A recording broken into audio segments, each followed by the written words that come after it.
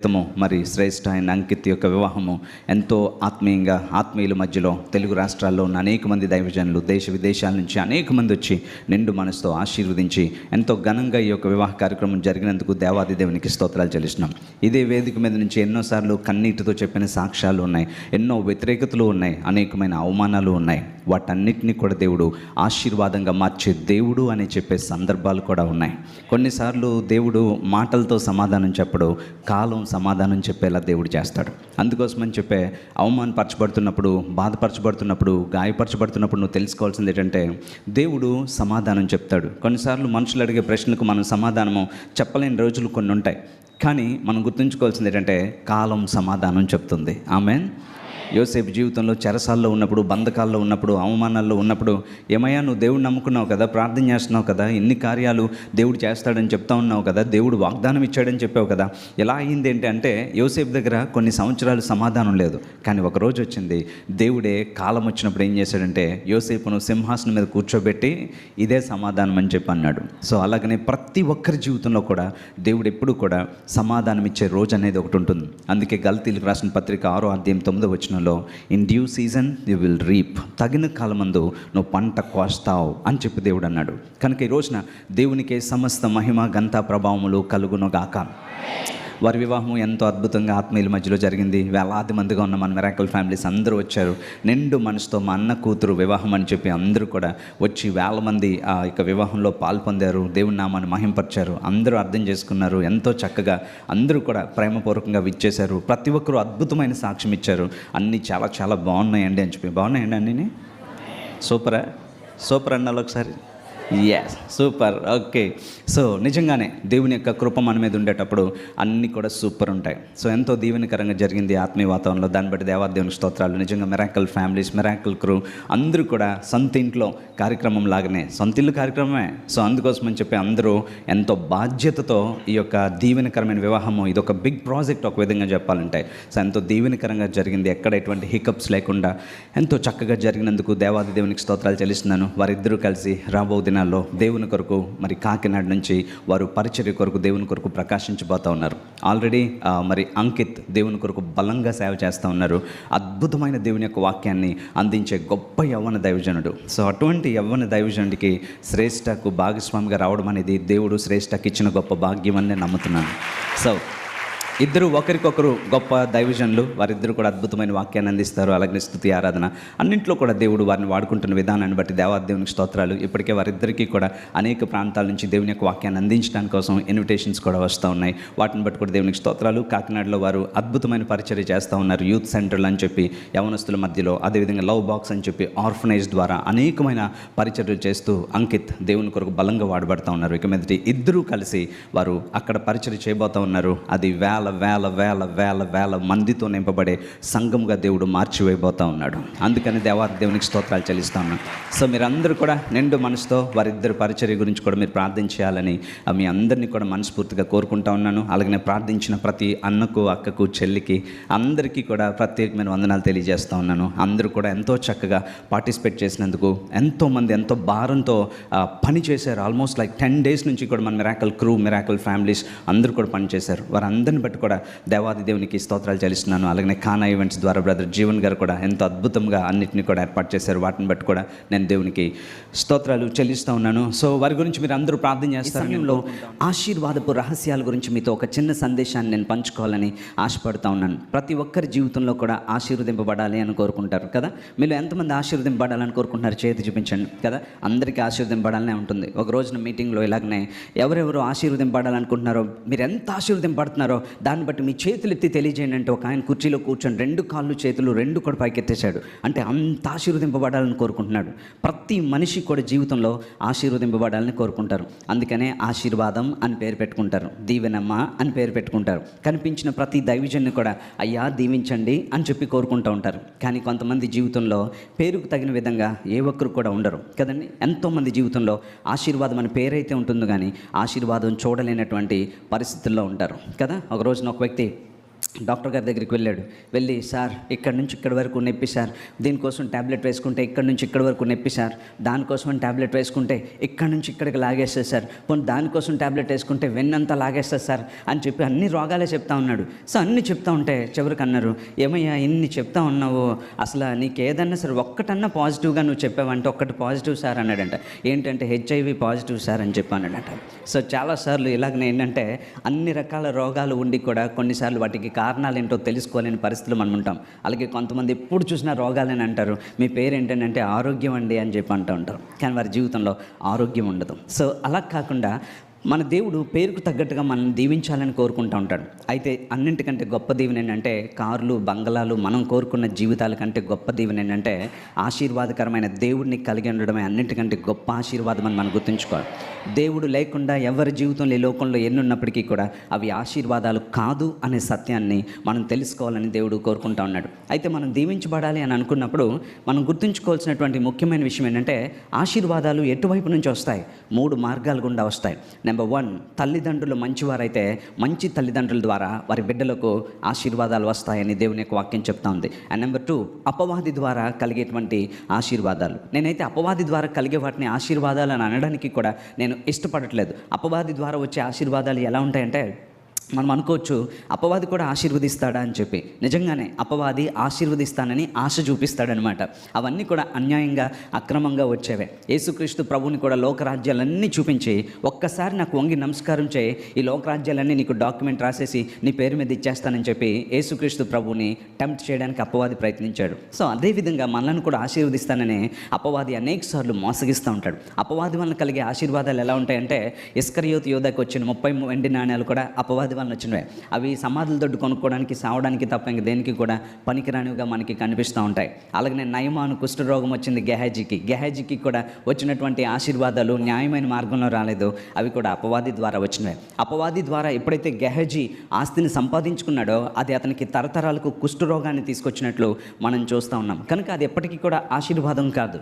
అదేవిధంగా ఇస్కరియోతు యోధా తను మరణించినట్టు ఉరిపెట్టుకొని చచ్చినట్లు మనం చూస్తున్నాం. కనుక అది కూడా ఆశీర్వాదం కాదు. కనుక అడ్డ మార్గంలో, అక్రమమైన మార్గంలో నీకు ఇస్తాను అని నువ్వు సంపాదించే ప్రతీది కూడా అది అపవాది దగ్గర నుంచి వచ్చిందన్న సంగతి తెలుసుకోవాలి. సో 3 మార్గాల్లో మనకు ఆశీర్వాదాలు వస్తాయి. నెంబర్ 1, తల్లిదండ్రులు మంచివారైతే, భక్తులైతే, నీతిమంతులైతే వారి ద్వారా బిడ్డలకు ఆశీర్వాదం వస్తాయి. అండ్ నెంబర్ 2, అపవాది వలన కూడా కొన్ని కలుగుతాయి. అండ్ నెంబర్ 3, దేవుని వలన కలిగేటువంటి ఆశీర్వాదాలు.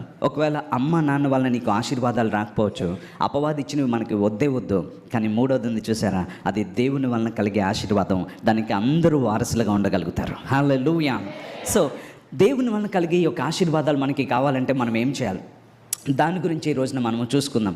ఆశీర్వాదం యొక్క రహస్యాలు మనం చూసుకుందాం. ఎందుకు ఈ మాట నేను చెప్తున్నానంటే, నేను దేవుని సేవలోకి వచ్చిన కొత్తలో నేను ఎప్పుడు కూడా కోరుకునేవాడిని, ప్రభా నేను అంటూ దీవించబడాలంటే నీ వల్ల నేను ఆశీర్వదింపబడాలి ప్రభా, నేను పలానా వారి వలన గొప్పవాడిని అయ్యానని ఏ ఒక్కరూ నా గురించి చెప్పకూడదు ప్రభా అని చెప్పి నేను ఎప్పుడు ఏడుస్తూ ఉండేవాడిని. ఎందుకంటే మనుషుల దగ్గర డబ్బులు ఉంటే ఒకలా చూస్తారు, డబ్బులు లేకపోతే, ధనం లేకపోతే ఒకలా చూస్తూ ఉంటారు. మనకి ఎప్పుడైతే ఏమీ లేదో అప్పుడు మనకు అర్థమవుతుంది మనం నిజంగా ఎవరు ప్రేమిస్తున్నారో, ఎవరు అవమానపరుస్తున్నారో. చిన్నప్పటి నుంచి కూడా నేను అనేకమైన ఆకలి బాధల్లో, అవమానాల్లో, ఆర్థిక ఇబ్బందుల్లో బాధపడ్డాను కనుక ఎప్పుడు చూసినా మనుషుల యొక్క చూపు వేరేగా ఉండేది. అది నన్ను చాలా బాధపరుస్తూ ఉండేది.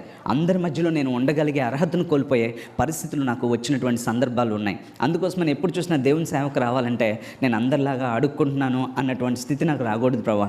ఫస్ట్ వీక్లో పాస్టర్ గారు ఇంటికి విజిట్ చేస్తూ ఉంటారు, ఎందుకంటే మొదటి వారంలో జీతాలు వస్తాయి కాబట్టి కానుకలు ఇస్తారని పాస్టర్ గారు వెళ్తారని చాలామంది మాట్లాడుతుంటే నేను వినేవాడిని. అందుకని నాకు చిన్నప్పుడు నేను స్కూల్కి వెళ్ళి వస్తున్నప్పుడు కానీ, కాలేజ్కి వెళ్తున్నప్పుడు కానీ నేనేం బాధపడేవాడిని అంటే నా గురించి ఎవరు అలా అనుకోకూడదు ప్రభా. ఫస్ట్ వీక్లో నేను ఏ ఇంటిని గృహ దర్శనం చేయకూడదు, ఈ పాస్టర్ గారు చాలు ఫస్ట్ వీక్ అయితే చాలు ఇంటికి వచ్చేస్తాడు, కానుకల కోసం వచ్చేస్తాడు అన్న మాటలు నాకు వినబడకూడదు ప్రభా అని చెప్పి ఎప్పుడు నేను బాధపడుతూ ఉండేవాడిని. చాలామంది సేవకులు కూడా పూట గడవని పరిస్థితుల్లో, కొంతమంది, అందరి గురించి అంటలేదు, వారు ఎప్పుడు చూసినా సరే ఇంటికి వచ్చి కానుకల గురించే మాట్లాడుతూ ఉండేవారిని. ఎప్పుడు చూసినా దాని గురించే మాట్లాడుతున్నప్పుడు వాళ్ళ గురించి సంఘ సభ్యులు హీనంగా మాట్లాడుతూ ఉంటే, ఒక దైవజనుడని గౌరవం కూడా లేకుండా లేకుండా ఇతని గురించి ఇలా మాట్లాడుతున్నాడు అని చెప్పి దాని గురించి కూడా చాలా బాధపడుతూ ఉండేవాడిని.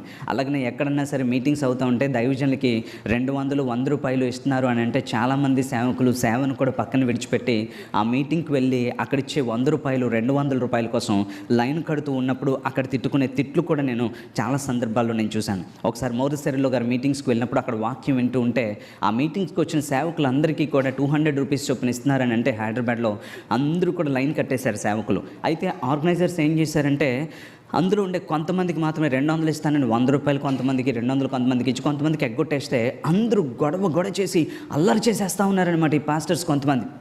అయితే వాళ్ళందరూ కూడా బూతులు కూడా తిట్టేసుకుంటూ ఉన్నారు. ఒక ఆయన బూతులు తిట్టేస్తూ ఉన్నాడు. అదేంటంటే మీరు సేవకులు కదండి అలా బూతులు తిడుతున్నారని అంటే, నీకు తెలియదురా తమ్ముడు, యేసుప్రభు కూడా బైబిల్లో బూతులు తిట్టాడు అంటున్నాడు.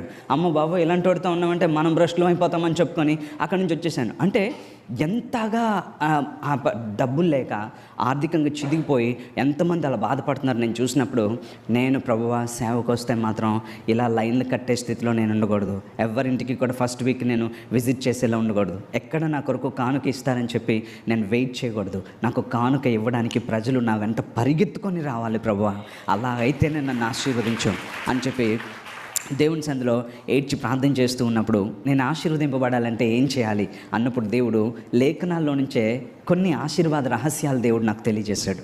సో అవే నేను ఎప్పుడు కూడా అందరికీ పంచుకుంటూ ఉంటాను. నిజంగా చెప్తున్నానండి, మనం దేవుని యొక్క వాక్యాన్ని చదువుతాం కానీ కొన్నిటిని నిర్లక్ష్యం చేయడం ద్వారా మన జీవితంలో చూస్తుండగానే రోజులు, వారాలు, నెలలు, సంవత్సరాలు జరిగిపోతూ ఉంటాయి. ఏమండి పండు వెంట్రుకలు వచ్చేస్తూ ఉంటాయి, జుట్టు ఊడిపోతూ ఉంటుంది, మొహం మీద మడతలు వచ్చేస్తాయి, కానీ ఆశీర్వాదం అనేది పేరుకే ఉండిపోతుంది. కానీ జీవితాల్లో చూడలేని వారిని అనేక మందిని మనం చూస్తాం. అందుకనే దేవుడు నాకు నేర్పించిన పాఠం, అయ్యా నేను దీవించబడాలంటే ఏం చేయాలి, నేను ఆశీర్వదింపబడాలి అంటే ఏం చేయాలి, నేను చెయ్యి చాపితే ఇతరులకి పెట్టేలాగానే ఉండాలి తప్ప నేను ఎక్కడ లైన్లో నించొని డబ్బుల కోసం నేను ఎదురు చూసే స్థితి నాకు రాకూడదంటే నేను ఏం చేయాలన్నప్పుడు నాకు నేర్పించినటువంటి పాఠాలు ఈరోజు నేను మీతో పంచుకోవాలని ఆశపడతా ఉన్నాను. సో మొట్టమొదటిగా మనం చూసినట్లయితే మనం నిజంగా ఆశీర్వదింపబడాలి అంటే మనకి కావాల్సింది ఏంటి అనేది మనం చూసినట్లయితే బైబిల్ గ్రంథంలో నమ్మకమైన వారముగా ఉండాలి. దేవుడు నాతో మాట్లాడింది అదే, నేను నిన్ను ఆశీర్వదించాలంటే నువ్వు నమ్మకంగా ఉండాలి. బైబిల్ ఏమనుంది? సామెతల గ్రంథం 28వ అధ్యాయం 20వ వచనం, ప్రొవర్బ్స్ చాప్టర్ 28 verse 20 ఏమనుందండి?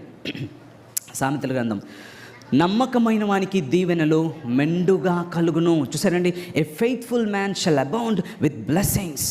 చూడండి, నమ్మకమైన వానికి దీవెనలు మెండుగా కలుగును. చెప్దామండి అందరూ నేర్పించిన పాఠం, అయ్యా నేను దీవించబడాలంటే ఏం చేయాలి, నేను ఆశీర్వదింపబడాలి అంటే ఏం చేయాలి, నేను చెయ్యి చాపితే ఇతరులకి పెట్టేలాగానే ఉండాలి తప్ప నేను ఎక్కడ లైన్లో నించొని డబ్బుల కోసం నేను ఎదురు చూసే స్థితి నాకు రాకూడదంటే నేను ఏం చేయాలన్నప్పుడు నాకు నేర్పించినటువంటి పాఠాలు ఈరోజు నేను మీతో పంచుకోవాలని ఆశపడతా ఉన్నాను. సో మొట్టమొదటిగా మనం చూసినట్లయితే మనం నిజంగా ఆశీర్వదింపబడాలి అంటే మనకి కావాల్సింది ఏంటి అనేది మనం చూసినట్లయితే బైబిల్ గ్రంథంలో నమ్మకమైన వారముగా ఉండాలి. దేవుడు నాతో మాట్లాడింది అదే, నేను నిన్ను ఆశీర్వదించాలంటే నువ్వు నమ్మకంగా ఉండాలి. బైబిల్ ఏమనుంది? సామెతల గ్రంథం 28వ అధ్యాయం 20వ వచనం, ప్రొవర్బ్స్ చాప్టర్ 28 verse 20 ఏమనుందండి?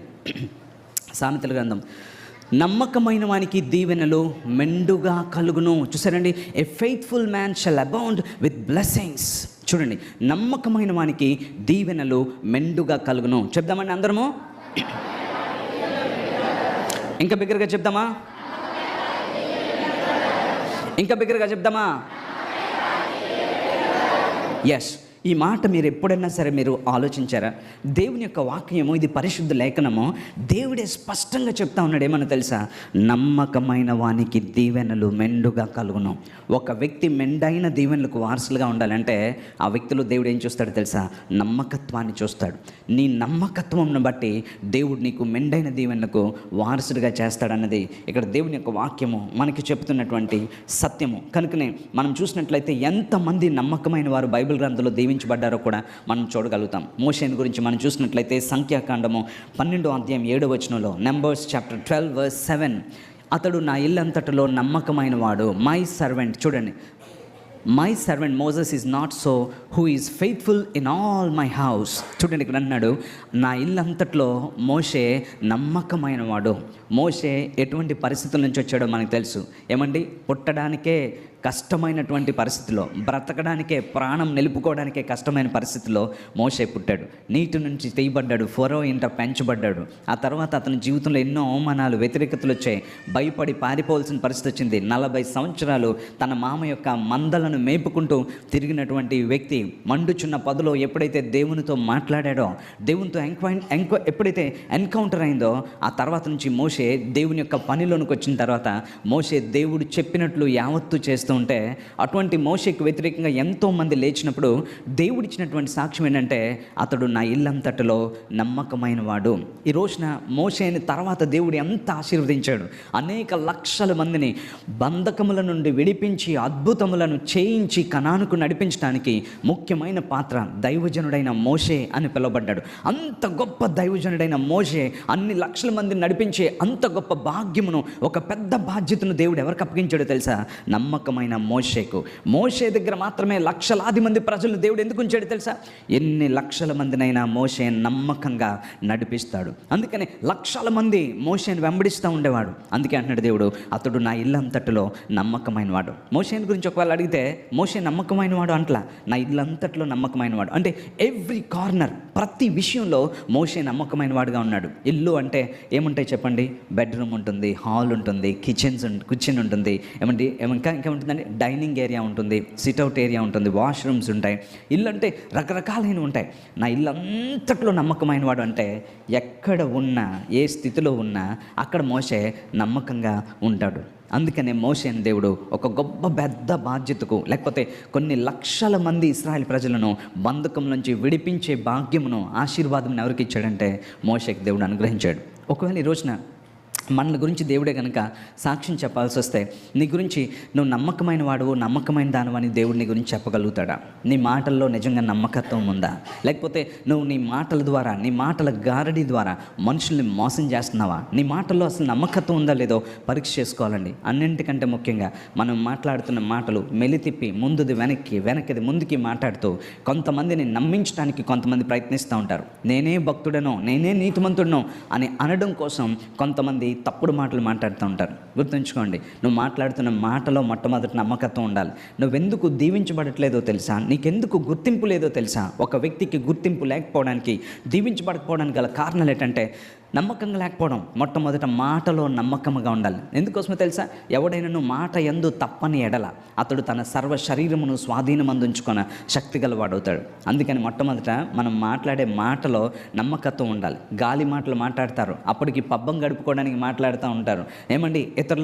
ఇతరుల ఔన్నత్యం నుంచి పడగొట్టడం కోసం మాట్లాడుతూ ఉంటారు. నిన్ను గనక 10 మంది ముందు నిలవబెట్టితే గనక అప్పుడు నీ మాటలు, నువ్వు చేసిన అసలైన సంగతులు బయటకు వస్తాయి. సో కనుక ఈరోజు దేవుడు నీతో మాట్లాడుతుంది ఏంటంటే, నువ్వు మొట్టమొదట నీ మాటలో నమ్మకమైన వ్యక్తిగా ఉండాలి. రెండవదిగా, నీవు ధనము విషయంలో నమ్మకముగా ఉండాలి. నువ్వు ఎక్కడైతే పని చేస్తూ ఉన్నావో అక్కడ ప్రతి రూపాయి విషయంలో కూడా నువ్వు నమ్మకంగా ఉండాలి. దేవుడు నీతో మాట్లాడుతుంది ఏంటంటే, నువ్వు మొట్టమొదట నీ మాటలో నమ్మకమైన వ్యక్తిగా ఉండాలి. రెండవదిగా, నీవు ధనము విషయంలో నమ్మకముగా ఉండాలి. నువ్వు ఎక్కడైతే పని చేస్తూ ఉన్నావో అక్కడ ప్రతి రూపాయి విషయంలో కూడా నువ్వు నమ్మకంగా ఉండాలి. ఒక్క రూపాయి కోసం నువ్వు కక్కుర్తి పడితే నీ జీవితం అంతా కూడా దారిద్ర్యాన్ని అనుభవించాల్సి వస్తుంది. కానీ నువ్వు ప్రతి రూపాయిలో కూడా నువ్వు నమ్మకంగా ఎప్పుడైతే ఉంటావో, నువ్వు అతి నీచమైన స్థితి నుంచి అతి ఉన్నతమైన స్థితికి నువ్వు నడిపింపబడతావు. ఒక వ్యక్తిని దీవించబడాలి అని దేవుడు కోరుకుంటే ఆ వ్యక్తిలో దేవుడు నమ్మకత్వాన్ని చూస్తాడు. నువ్వు ఒక ఇంట్లో పనిచేసే వ్యక్తి అయితే నువ్వు నమ్మకంగా పనిచేయాలి. దేవుడు చూస్తున్నాడు అన్నంత నమ్మకంగా నువ్వు పని చేయడం అనేది నువ్వు నేర్చుకోవాలి. నీ ధనం విషయంలో నువ్వు నమ్మకంగా ఉండాలి. నీ చేతికి ఎవరైనా ధనాన్ని అప్పగిస్తే ఆ ధనాన్ని నువ్వు ఖర్చు పెట్టి తిరిగి నీ యజమానికి నువ్వు పైసాతో అప్పగించే దాంట్లో నువ్వు నమ్మకంగా ఉన్నావో లేదో నువ్వు చూసుకోవాలి. ధనం విషయంలో మొట్టమొదట నోటి విషయంలో నమ్మకంగా ఉండాలి. రెండవదిగా, ధనం విషయంలో నమ్మకంగా ఉన్నావో లేదో నువ్వు తప్పనిసరిగా పరీక్ష చేసుకోవాలి. మూడవదిగా, నీ యొక్క భాగస్వామి విషయంలో నువ్వు నమ్మకంగా ఉన్నావో లేదో నువ్వు పరీక్ష చేసుకోవాలి. చాలామంది జీవితంలో ధనం విషయంలో నమ్మకంగా ఉంటే భాగస్వామి విషయంలో నమ్మకంగా ఉండరు, భాగస్వామి విషయంలో నమ్మకంగా ఉంటే ధనం విషయంలో నమ్మకంగా ఉండరు. కొంతమంది ధనము భాగస్వామి విషయంలో నమ్మకంగా ఉంటే మాటలో నమ్మకంగా ఉండరు. అందుకే మోషే నా ఇల్లంతట్లో నమ్మకమైన వాడు అంటున్నాడు. అంటే every corner, bedrooms, bathrooms, dining hall, what ever, kitchen, ఎక్కడైనా సరే అతను నమ్మకంగా ఉన్నాడు. సో అలాగనే మనము కూడా ప్రతి విషయంలో నమ్మకంగా ఉన్నప్పుడే మన మీద దీవెనల వాన కురుస్తుంది. అందుకే ఎప్పటికప్పుడు భయపడతా ఉండాలి. కొంతమంది ఏంటంటే 100 రూపాయల కోసం కక్కుర్తిపడి కోట్లాది రూపాయల దీవెనను మిస్ అయిపోయిన వారిని అనేక మందిని మనం చూస్తాం. అందుకని ధనం విషయంలో నమ్మకంగా ఉండాలి, అలాగే భాగస్వామి విషయంలో కూడా నమ్మకంగా ఉండాలి. నువ్వు ఏదైనా వ్యాపారం చేస్తూ ఉంటే ఆ వ్యాపారంలో నువ్వు చాలా నమ్మకంగా ఉండాలి. దొంగ త్రాసు యెహోవాకు హేయమో అని వాక్యం చెప్తాం. ఎంతమంది దొంగ త్రాసులు ఉపయోగిస్తూ ఉంటారు. ఎప్పటికీ అలాగ రోడ్డు మీదే ఉండిపోయే పరిస్థితి వాళ్ళకి వచ్చేస్తూ ఉంటుంది. మీరు ఎప్పుడైనా సరే పేపర్లు అమ్మేవారిని చూసారా? మీరు పాత పేపర్లు కొంటామని చెప్పుకుంటా వస్తూ ఉంటారు. వాళ్ళకి మనము వెయిట్ ఇచ్చేటప్పుడు వాళ్ళు ఏం చేస్తారు తెలుసు? ఇప్పుడు వస్తున్నారో లేదో నాకు తెలియదు. ఒకప్పుడు ఒక 10 సంవత్సరాల క్రితం అయితే ఎక్కువ పేపర్ చదువుతూ ఉండేవారు కాబట్టి అందరి ఇంట్లో న్యూస్ పేపర్ ఉండేది. అందరూ కూడా అవి అమ్ముతూ ఉండేవారు నెలకు ఒకసారి. ఆ తక్కిట చాలా విచిత్రంగా ఉంటుంది అందులో కదా. అతను వేసి ఏం చేస్తాడంటే ఇలా పట్టుకొని వేలుతో నొక్కుతూ ఉంటాడనమాట. మనం 3 కేజీల పేపర్లు వేస్తే అప్పుడు 1 కేజీకి తూగుతుందనమాట. సో 3 కేజీల పేపర్ నొక్కుతానే ఉంటాడు. లాస్ట్కి అప్పుడు 3 కేజీలు కేజీ కింద తీసుకుంటూ ఉంటాడు. అందుకనే ఎప్పుడు చూసినా సరే పాత పేపర్లు కొంటాం అనుకుంటూ తిరగాల్సి వస్తుంది. కారణం ఏంటో తెలుసా? నమ్మకత్వం లేకపోవడం. సో మన జీవితంలో మనం చేసే వ్యాపారంలో నమ్మకత్వం అనేది ఉండాలి. ఎప్పుడు కూడా అది మనం గుర్తుంచుకోవాలి. మన ఆఫీస్లో మనం నమ్మకంగా ఉండాలి. మనకి ఇవ్వబడిన బాధ్యతలో మనం నమ్మకంగా ఉండాలి. ఎవరో చూస్తున్నారని కాదు, దేవుడు చూస్తున్నాడు అని చెప్పి మన నమ్మకత్వం మనుషుల ముందు కనబడకూడదు, మన నమ్మకత్వం దేవుని ముందు కనబడాలి. సో కనుకనే ఒక వ్యక్తిని దేవుడు ఆశీర్వదించాలనుకున్నప్పుడు దేవుడు ఆ వ్యక్తిలో నమ్మకత్వాన్ని చూస్తాడు. నువ్వు నిజంగా నమ్మకమైన వ్యక్తివేనా? నీ భాగస్వామి విషయంలో, నీ భర్త విషయంలో, నీ భార్య విషయంలో, నీ తల్లిదండ్రుల విషయంలో, నీ యొక్క కుటుంబ సభ్యుల విషయంలో నువ్వు నమ్మకంగా ఉన్నావో లేదో నువ్వు పరీక్ష చేసుకోవాలి. అంత మాత్రమే కాదండి, నీకు అప్పగింపబడిన బాధ్యతలో నువ్వు నమ్మకమైన వ్యక్తివో కాదో నువ్వు పరీక్ష చేసుకోవాలి. నేను ఎంతోమందిని చూశాను, వారి జీవితంలో చితికిపోవడానికి గల కారణాలు ఒకటేంటంటే నమ్మకంగా లేకపోవడం. కక్కుర్తిపడి అబద్ధాలాడి సొమ్ము చేసుకోవాలని ప్రయత్నించి చిదిగిపోయిన వారిని ఎక్కువ మందిని చూశాను. ఈ రోజున పరిశుద్ధాత్మ దేవుడు నీతో మాట్లాడుతున్నాడు. ఎందుకో తెలుసా? నిన్ను ఆశీర్వదించాలని దేవుడు కోరుకుంటున్నాడు. ఆమెన్. ఎస్, నిన్ను ఆశీర్వదించాలని కోరుకుంటున్న దేవుడు ఈ రోజున అంటున్నాడు, బిడ్డ నువ్వు నమ్మకంగా ఉండు, నేను నిన్ను ఆశీర్వదిస్తాను. ఎప్పుడు కూడా మన జీవితంలో ఆ నమ్మకత్వాన్ని మనం ఎప్పుడూ కాపాడుకోవాలి. నా దేవుడు నన్ను చూస్తున్నాడు అన్నటువంటి భయము మనలో ఎప్పుడైతే ఉంటుందో అప్పుడే మన జీవితంలో నిజమైన దీవెనలను చూడగలమన్న సంగతిని మనం చూద్దాం. మత్తయి సువార్త 25వ అధ్యాయం 23వ వచనం ఒకసారి చూడండి. మాథ్యూ చాప్టర్ 25, మత్తయి సువార్త 25వ అధ్యాయం, మత్తయి సువార్త 25వ అధ్యాయం 23వ వచనం ఏమనుందండి? అతని యజమానుడు, బల నమ్మకమైన మంచి దాసుడా, నీవి కొంచెంలో నమ్మకముగా ఉంటివి, నిన్ను అనేకమైన వాటి మీద నియమించేదను, నీ యజమానుని సంతోషంలో పాలు పొందుమని అతనితో చెప్పను. చూడండి ఇక్కడ ఏమన్నాడు తెలుసా? బల నమ్మకమైన మంచి దాసుడా, నువ్వు ఈ కొంచెంలో నమ్మకంగా ఉన్నావు, నిన్ను అనేకమైన వాటి మీద నియమిస్తాను. మీరు ఈ మాటను నమ్ముతున్నారండి? ఇది దేవుని యొక్క వాక్యం నమ్ముతున్నారా? ఇది పరిశుద్ధాత్మ దేవుడు మనకు తెలియజేస్తున్న మాటను మీరు నమ్ముతున్నారా? ఈరోజు దేవుడు మీతోనే మాట్లాడుతూ ఉన్నాడు. ఏమన్నాడు తెలుసా? నువ్వు ఈ కొంచెంలో నమ్మకంగా ఉన్నావు, నిన్ను అనేకమైన వాటి మీద నియమిస్తాను. నిన్ను నియమించేది నీ బాస్ కాదు, నీకు ప్రమోషన్ ఎవరో ఒక వ్యక్తి వలన వస్తుంది నువ్వు ఎప్పుడు అనుకోవద్దు. నీ దేవుని వలన మాత్రమే నీకు హెచ్చింపు అనేది కలుగుతుంది. అందుకే అన్నాడు, ఈ కొద్ది వాటిలో కూడా నువ్వు నమ్మకం ఉన్నావు. అయ్యా నాకు 1000 రూపాయలు వచ్చింది, అప్పుడు నువ్వు నమ్మకంగా ఉన్నప్పుడు దేవుడు ఏం చేస్తాడంటే నిన్ను అనేకమైన వాటి మీద నియమిస్తాడు.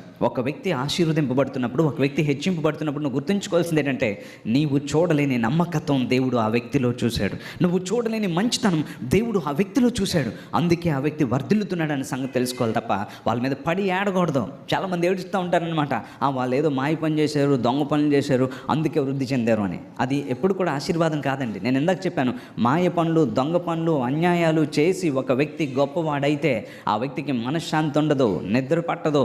అది ఎప్పుడు రక్తపు పొలము కొనడానికి మాత్రమే, అది ఎప్పుడు కుష్టును సంపాదించుకోవడానికి మాత్రమే పనికొస్తుంది. దేవుని వలన కలుగు ఆశీర్వాదము ఎప్పుడు కూడా సమాధానకరమైనదిగా ఉంటుంది. సో అందుకోసమని చెప్పే మనం పరీక్ష చేసుకోవాల్సింది ఏంటంటే నా దేవుడు నన్ను ఆశీర్వదించాలి అంటే నేను నమ్మకముగా ఉండాలి అనేది మనము పరీక్ష చేసుకోవాలి. అందుకే ఇల్లంతట్లో నమ్మకమైన మోషేని గురించి దేవుడు ఇక్కడ మాట్లాడుతున్నాడు. నీవు ఈ కొద్ది వాటిలో నమ్మకంగా ఉన్నావు కనుక నిన్ను అనేకమైన వాటి మీద నియమిస్తానని దేవుడు అంటా ఉన్నాడు. అందుకని కొంచెంలో మనం నమ్మకంగా ఉన్నామా ఒక్కసారి పరీక్ష చేసుకోవాలి.